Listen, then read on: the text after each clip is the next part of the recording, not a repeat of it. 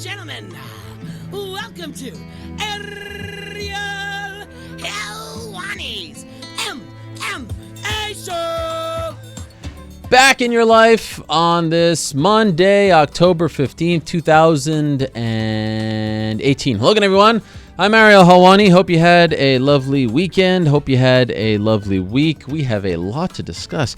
I was reviewing all the things that have happened since we last spoke last Monday, and I got to tell you, a lot of things have happened. Not only fights, lots of news. There's a lot to discuss. So we have a lot to get to. There's no time to waste, my friends, and we have a jam-packed show, an all-star lineup, as always, as you have come to expect from all of us on this program. It is a bit damp, it's rainy, fall is in full effect here in New York City, so sit back, grab your chai latte, grab your tea, grab your coffee, grab whatever it is you like to drink, and enjoy the program. And how about our new little open over there? If you're listening to the show, you didn't see it, but we have a new animation. We are slowly getting better each and every week. The show continues to evolve, continues to get better. We are not stopping. We continue to try to push to the limit of greatness and continue to try to be as best as we can be. We appreciate all your support. So today on the program, we are talking to a who's who, as I said. Let me run down the lineup, and then I want to get a few things off my chest before we get to guest number one. Mike Kimball will join us at 3:50.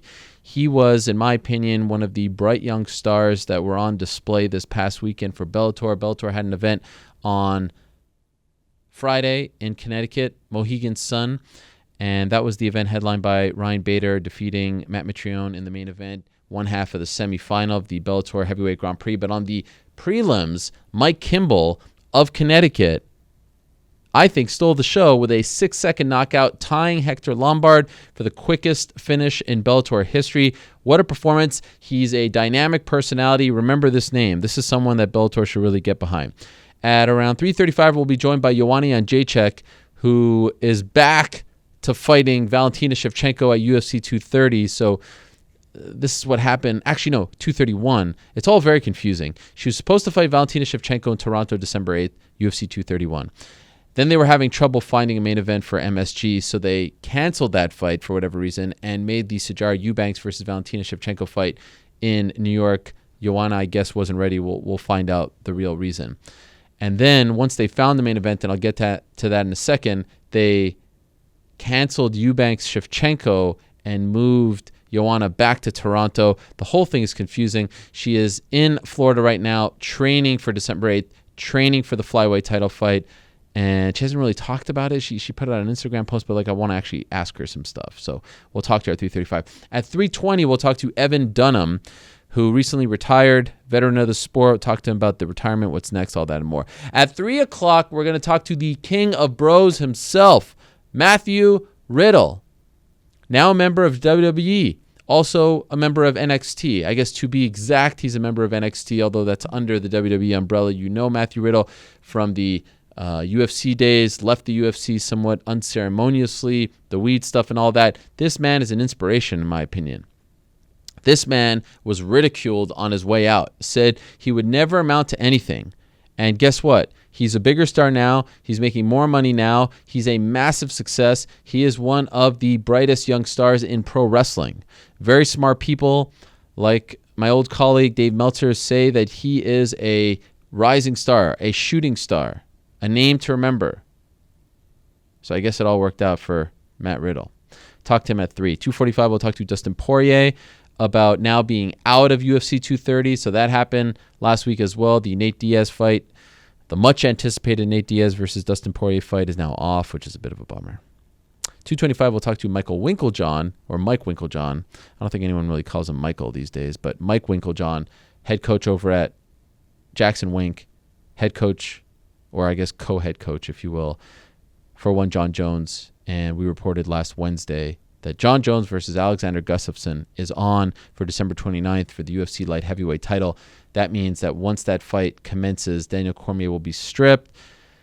Bit of a controversial one, if you will, but it's good to have John back, and it's a rematch of arguably the best fight in UFC history, in my opinion, the best fight in UFC history, UFC 165, September of 2013. So we'll talk to Coach Wink about getting John back on track, all that and more. At 2 o'clock, my friends, the legend, in my opinion, the greatest fighter of all time, Georges St-Pierre, will join us. Montreal's own, Canada's own, the pride of Saint-Isidore, Quebec, Canada. Georges St-Pierre, what's up with him? Is he going down to 155? Does he want to fight Khabib? Is he going to fight Tyron Woodley? Is he going to fight again? All that and more will be answered at 2 o'clock. Always an honor to talk to George. Doesn't do a lot of interviews. Love having him on. Appreciate having him on. 145, we'll talk to Jorge Masvidal. He is back in Civilization. He was just on a reality show that aired, I think, on Telemundo or maybe Univision. I don't speak Spanish, so I'm not really in the market for those shows, but a highly rated show. He was gone for 13 weeks. He is back. He's ready to fight. 125, we will talk to the current UFC heavyweight and light heavyweight champion, Daniel Cormier, who is headlining UFC 230. Yes, Daniel Cormier, 230, November 3rd. By now, you probably heard it's going to be Daniel Cormier versus Derrick Lewis at UFC 230, November 3rd, Madison Square Garden, New York City. Who saw this coming? Hold that thought. Talk to Daniel, 125. Mandel Nallo, another bright young star in Bellator, had a great performance, knockout on Friday in Connecticut. He'll join us in around 10 minutes to talk about his tremendous win, but also being one of those guys at a TriStar that everyone at TriStar who talks to me is just glowing about. They call him Rat Garbage, or at least he calls himself that. That's his Instagram name. He's an interesting guy. We'll talk to Mandel Nallo at around 1:15. Okay, back quickly to UFC 230. So yes, it is going to be Daniel Cormier versus Derrick Lewis. You may recall last week we were doing the post show. Daniel, remember he called me in the middle of the show? Well, now you maybe have a sense as to why. And this fight is on. I actually spoke to someone at the New York State Athletic Commission because I asked them, how is Derrick Lewis cleared to compete in this event if he was medically suspended until November 6th? You may recall. Well, basically what happened was Derrick appealed that suspension, was able to provide the proper documentation, and his suspension was reduced. So there's no real funny business. Just fixing something here. There's no real funny business going on. Those suspensions can be appealed, and if you provide the right kind of documentation, you can't just say like, hey, I want to fight again. And that's what happens. That's what happened with Michael Bisping. You remember he was medically suspended after UFC 217 last year in New York, and then was able to appeal it successfully and fight in China. That ended up being the end of his career. So that's the main event. And it was a crazy 24 to 48 hours because UFC 230 added that fight, but it lost the Diaz-Poirier fight. So we'll hear from Poirier. Diaz not really talking all that much. As per usual, said that he's waiting for Khabib. I don't know if that's going to happen. So DC Lewis, Diaz-Poirier off. Eubanks is now fighting Roxanne Modafferi, and then Joanna Jędrzejczyk got moved back to Toronto against Valentina Shevchenko. And I said that Eubanks was kind of screwed in this regard because she had a title fight taken away from her, and everyone was like, well, so did Joanna, and you're right. Two wrongs don't make a right in this sense. Like, what's the point of having a bout agreement if you're going to sign and then they're going to be like, yeah, on second thought, we're going to change course? You can't do that. You can't agree to a fight and say, yeah, on second thought, I don't want to take this fight, for no reason. If you're injured, you're injured. But if you just have a change of heart, and that's essentially what happened here, they could sue you, right? Especially if both sides have signed the bout agreement and it's properly executed. All the power is in their hands.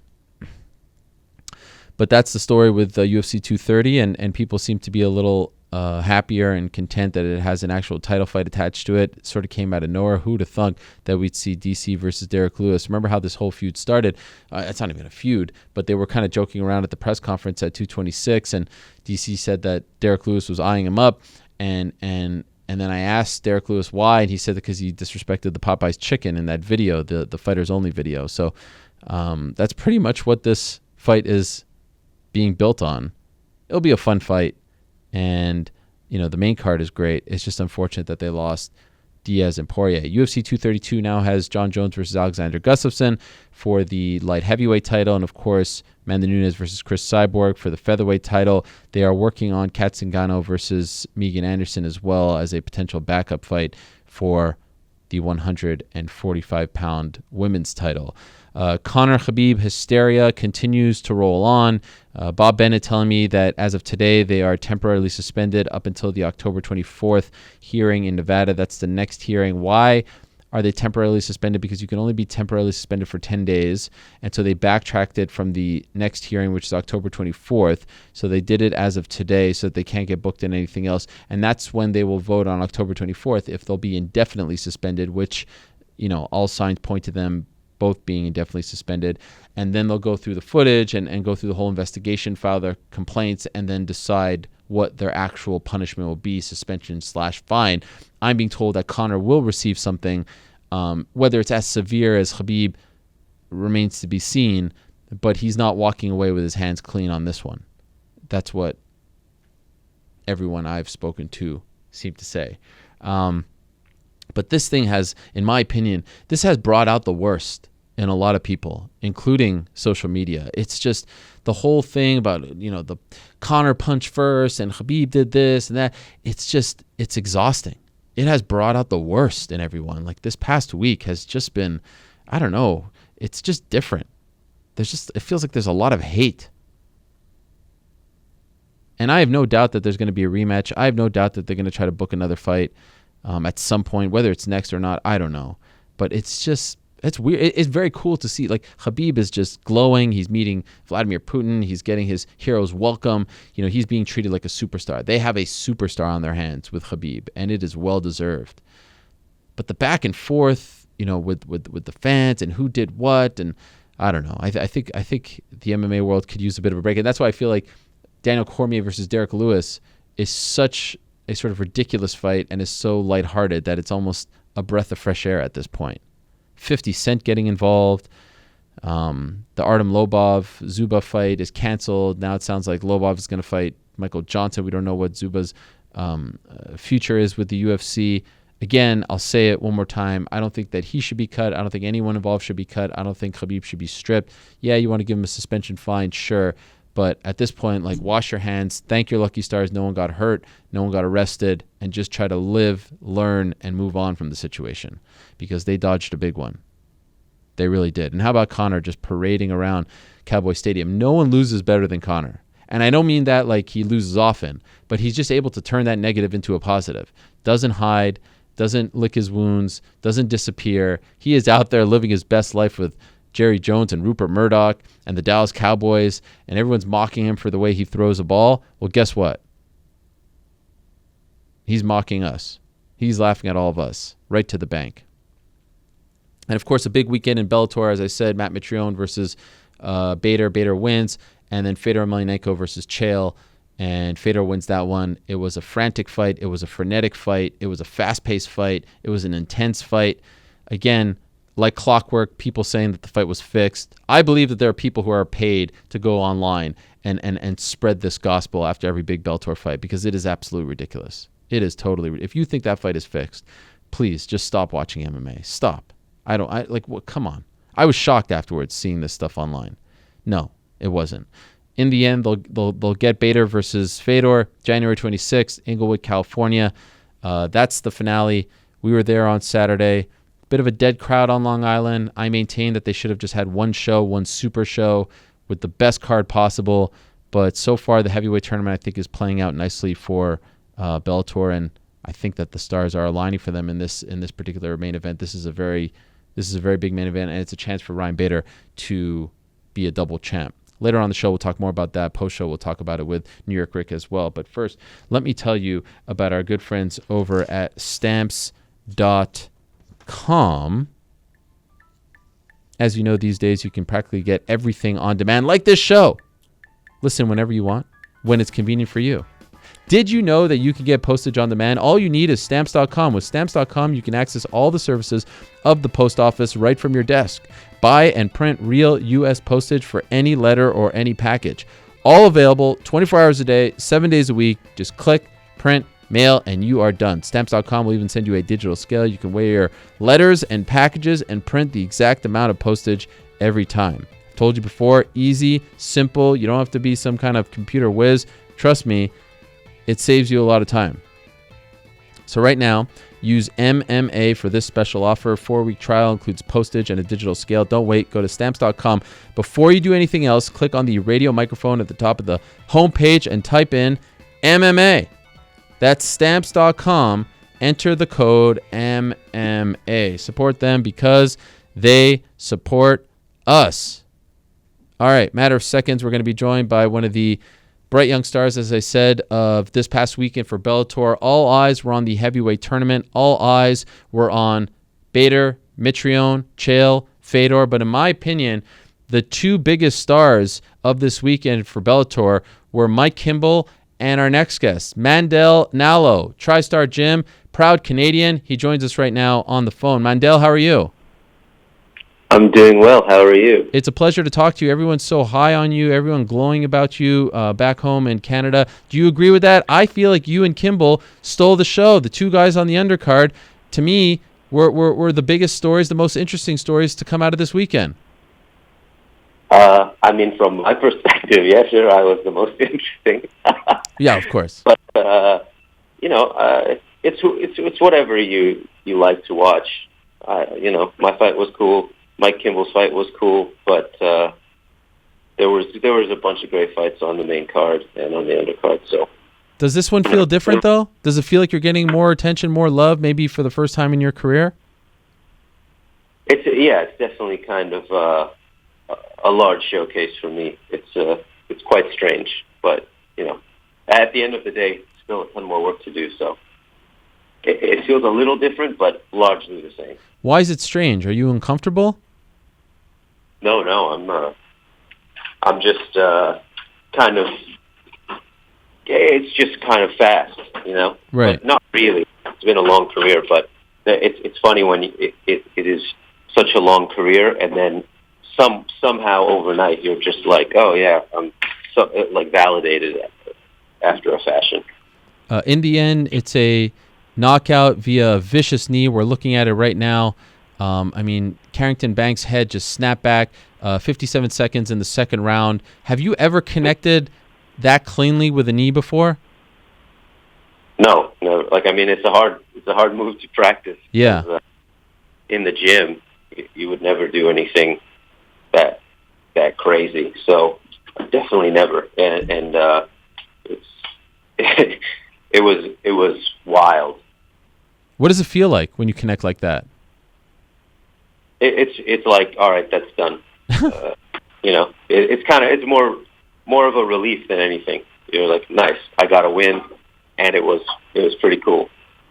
Can you feel his body like just completely lose all strength and just go, he just kind of like collapses? Do you feel that when he connects? Less so on this one. So I have 2 knockouts in Bellator now. Yep. And my last one was a head kick, and that one just felt like my foot, went. It was like I kicked air. This one I felt like a really hard connection.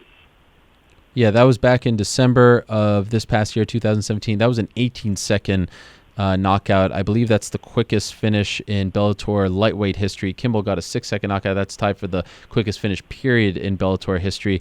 And afterwards, starting to learn more about you, I have to say I'm fascinated by the rat garbage thing. You know how I saw it? I saw a bunch of your teammates, Roy McDonald and Arnold Allen, posting about you on Instagram. I was like, rat garbage, what is going on here? And then I look and I was like, there's no way this is the same guy, because it takes like 2 full scrolls down to get to anything related to MMA. Can you tell us how you came up with that name and why you named your Instagram rat garbage? I was late to the Instagram game, and I don't know. I just feel like MMA is full of cool fighters who love fighting and they love talking about fighting, and that's not really me. Like I'm not, I'm not a guy with a good beard and a good haircut, and I'm not a jock. Not that that's a bad thing. I think that that's good, but that's kind of a lane that's been filled in MMA, and I just figured I might as well do something cool that I like doing, and it just kind of morphed from there. It started as joke images. I'd do some photoshops of, like, say I had a fight, I'd put a bunch of pumpkins in the back if it was Halloween or something, and then over the months, it turned into something else. And that's it. I don't know. It was happened pretty organically, really. Can we use that as your nickname, like Mandel Rat Garbage Nallo, or is that weird? No, if people do call me Rat Garbage at the gym. They do? Yeah, I mean. Well, this is great. That's like a lot of people. They just know me as that. Sometimes they're like, "Oh, it's Rat Garbage" on Instagram. Oh my God. So that's one of the nicknames that I would take. I mean, it's not that cool, but I'll take it. No, I think you need to run with it. I think it's phenomenal. And that your Twitter name is No Tweet Mandel because I guess you don't tweet a lot. You're sort of anti-social media, right? Not as like a firm stance. It takes up too much of people's time. Yeah. Even my time, and I try to stay away from it, but I find myself, 2 a.m. in the morning scrolling through, looking at food or something. Feel like a dork. Yeah, I get. And then you take a step back and you're like, what have I just done, right? Yeah, immediate regret. Well, if we can just rebrand everything, Twitter, Instagram, nickname, and just go with Rat Garbage, I predict in a year you'll have a title shot. Bellator will be all over that. That would be nice. All right, let's do it. That would be very nice. The other request that I have is, can we fight a little more often? Why are you taking such long breaks in between your fights? Fighting is crazy, and things have to line up to get a fight. Like, you ask any fighter, they always fight injured. It just depends on the degree of the injury. So I've had a couple of setbacks in terms of my physical health, just because of how taxing training is on the body. And then matchups are very hard to come by in Eastern Canada, where I came up as a pro. I'm sure you've heard that from a lot of young guys out in Montreal area. So that's another factor. And, I would love to fight more. I mean, the only way to be very good at fighting is to be in the cage, get as much cage time as you can. So I would like that too. And I know that Bellator has, sometimes they'll put like local guys, if you will, on the undercard, but they don't have long-term deals. Do you have a long-term deal with them? Yeah, I got 2 more fights on this contract. Okay. Do you feel like next time, for the next fight, they're going to push you, maybe put you on the main card, feature you a little more? Is that in the works? I would assume so. I mean, it was a good showcase of my skill set, and people seem to appreciate my personality a little bit. So, yeah, bring it on. I'm down. Yeah. Well, your body of work speaks for itself. You've never gone past the second round, all finishes, 2 knockouts in Bellator, submissions galore. You're a fun fighter. I think they need to get behind you. You're the kind of guy that they need to get behind. You're the perfect, you're a fresh face. You've got an amazing nickname, great finishes, come from a well-known camp. Let's go. Yeah, I agree. Let's go. Put TriStar on. Put old Rat Garbage on. Yes. Come on, Canada. Yes. Yeah, it would be great if they went to Canada. That would be perfect for someone like you. That's the dream. It would be very, very cool. 2019, some Bellator events in Canada. Toronto. Yeah. Oh, yeah. That would be great. Your name is a very unique one. What is the history behind it? Mandel Nallo. Where's your family from? Yeah. So I was born in Vancouver, BC, and grew up in a small town out west called Souk, BC, which is around Victoria. But my dad is from Sierra Leone, and my mother is from England. And They met when she was in Sierra Leone. And then we kind of bounced around as a family. We moved to Ghana when I was, 9 or 10 or something, and spent 4 or 5 years there. My dad was working, and then moved to Ontario. And then I decided to become an MMA fighter once I realized how cool George is. George is the man. We'll be talking to him in a bit. Yes, that's a good guy to pattern yourself after. Well, you are certainly on the radar, my friend. Congratulations on the big win. 7-0 now. Again, never gone past the second round. 2 knockouts in Bellator. Hopefully they start getting behind you and pushing you and putting you on the main card and call you Rat Garbage. That's what I want to hear for the next one. When Michael C. Williams introduces you, I want Mandel Rat Garbage Nallo, all right? Look, okay, I think you can make that happen more than I can. All right, so. I'm going to put in a word. Please do. All the best to you, Mandel. We'll talk to you soon. I appreciate that. All right. We'll talk to you soon. There he is, Mandel Nallo. Big win for him on Friday.